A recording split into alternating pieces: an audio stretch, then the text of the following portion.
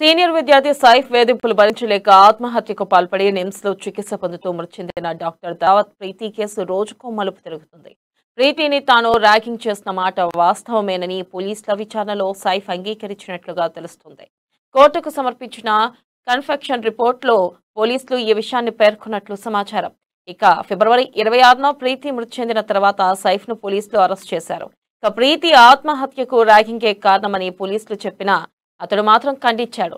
తాను ర్యాగింగ్ చేయలేదని, సీనియర్ను కాబట్టి పొరపాట్లు చేస్తుంటే చెప్పానే కానీ అది ర్యాగింగ్ కాదని వాదిస్తూ వచ్చాడు. అయితే పోలీసులు అతడి వాట్సాప్ చాటింగ్లు బయటకు తీసి సైఫ్ ఉద్దేశపూర్వకంగానే ర్యాగింగ్కు పాల్పడినట్లు నిర్ధారించారు.